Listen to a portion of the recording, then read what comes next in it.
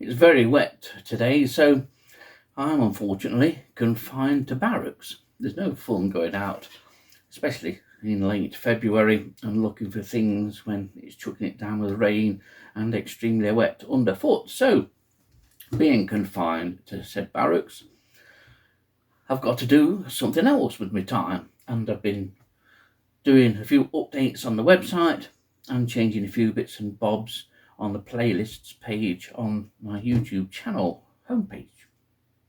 So, what else can I find to talk about? Well, one of the comments recently to a very recent video was asking the question if I could do a video on the camera that I use to take the photographs, and that's what we're going to do with this one. Some of you may well know already the camera that I use, but you're not going to be impressed.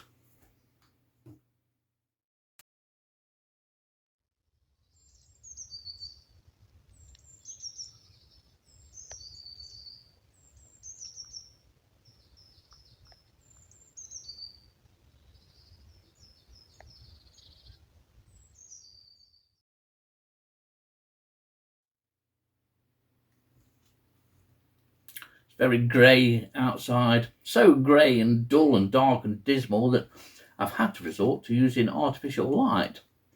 So I might be more youthful than in my normal videos.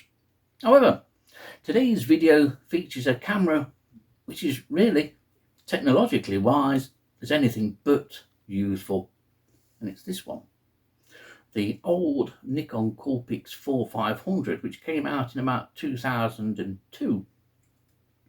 And what a revolutionary camera it was. There was a number of cameras that came out specifically for one purpose, and that was the digiscoping market for bird watchers. That's the reason why I got into this camera, because it totally revolutionized bird photography. It brought it to a wider audience because it was lesser price. But at one time, this camera was £500 plus. I remember I paid that amount for my first one, and I've had many since, but not at that price, because although it was brilliant and innovative because of its twisting body, meant you could have it on a fixed to a bird watching scope, and yet you could still twist the camera around to view what you were actually trying to photograph.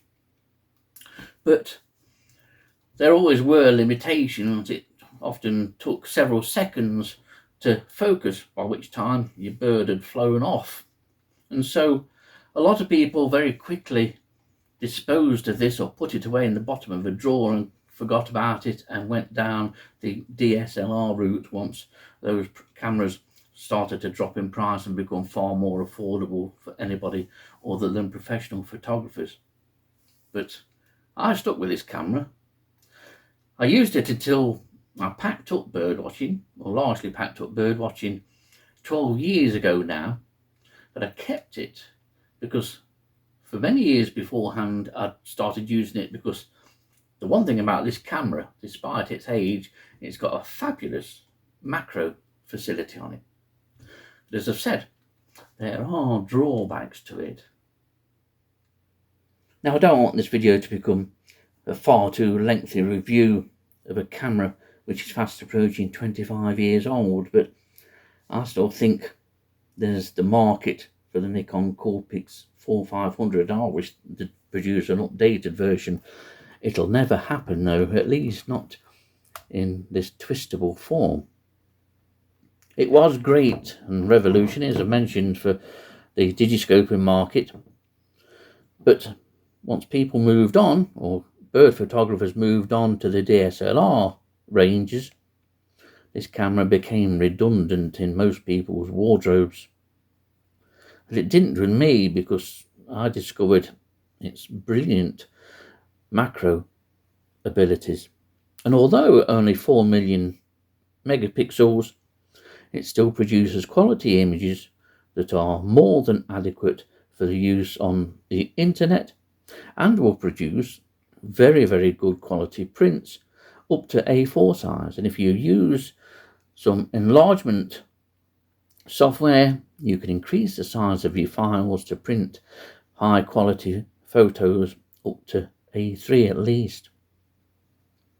But this camera still does very much have a place. I think I would personally be completely lost without this camera, and I wouldn't fancy going down the DSLR route. Not for love nor money, but I'm not one for change, but this camera does me, and I know it inside out. And it's very rare that I have to alter any settings. A number of years ago, or certainly when this camera first was released on the market, the asking price was upwards of £500. It was a big spend in the early 2000s. And to be honest, this camera is probably older than many people who subscribe to this channel. But it's been a great camera. It's strong, sturdy, will take numerous knocks and drops, as I've found out over the years, before something eventually gives. But I will start and put some photos up to show this camera's macro capabilities. And it really is a camera that produces some great results, and it always astounds people. If I had £1 or $1, depending on where you live, for everybody that's asked what equipment and camera I use, I'd still be skinned. But no, seriously, I would almost be a millionaire, I suppose. And everybody is astounded and surprised when I tell them that a camera that I'm using in 2024 is a camera that came out in 2002. But it produces good results. Apart from its infuriating inability to focus quickly enough on subjects that are very likely and frequently move, it's a brilliant camera.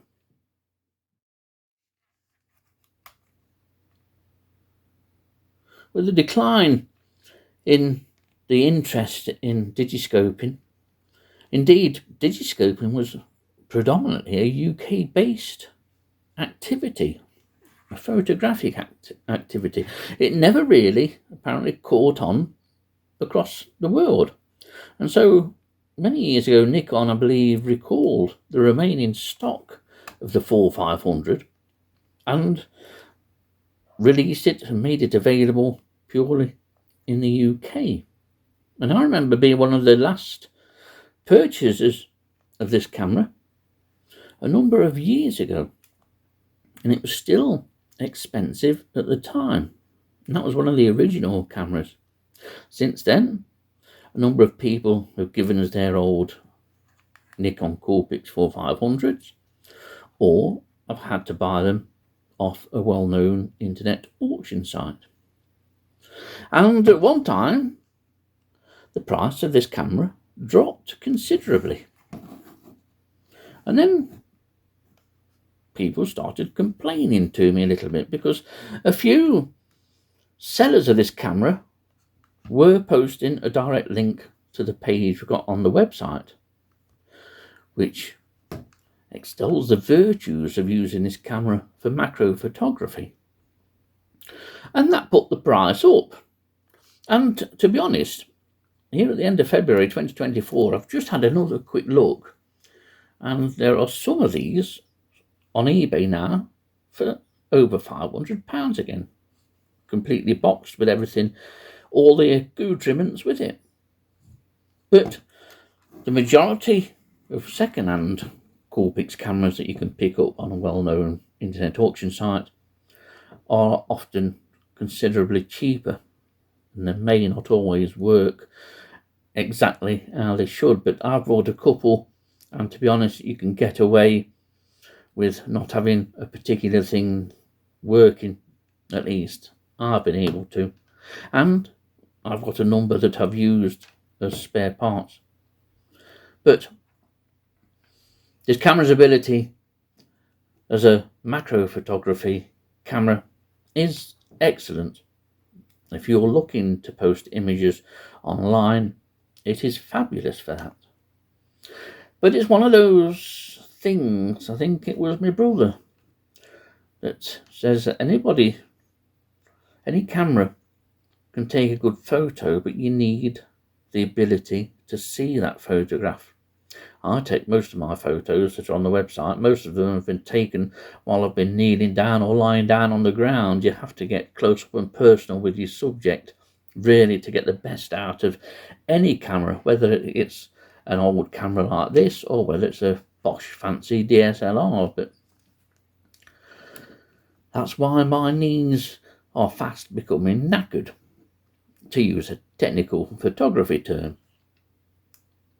But I would still recommend this camera. But if you are thinking of going down the macro photography route, I would recommend that you first have a word with someone who's more knowledgeable about other cameras than the Coolpix 4500. I'm not. I'm knowledgeable in this camera, and I would always say that it's a great camera, but I don't think people believe me, because perhaps it isn't the most user friendly. And if you're looking for a quick point and shoot camera, then I wouldn't recommend it as such. But that's, in the majority of instances, that's exactly how I use it. Just that you can point it quickly enough, but it takes a while to shoot. But still, a good camera. And as you've seen, or are seeing now, this camera produces some brilliant results, certainly for website use, but also for personal prints. Well, after that probably very lengthy montage of photographs that I've incorporated and overlaid onto the video, this is the only camera that personally I've ever really needed. It served me well for the purposes of illustrating species on this channel, and it's served me well for the purposes of the website, which has been on the internet for 27 odd years now. I can't really complain, especially in the days now when people can get this for 20 to 40 odd pounds or more. It pays to shop around. But this camera may not be the camera that you're looking for. However, second-hand versions do give you an opportunity to take good quality photographs, hopefully like you've seen. It's certainly very robust, as I mentioned.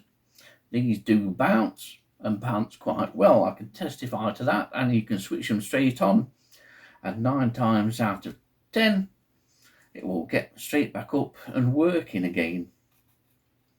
I doubt that happens if you drop your DSLR.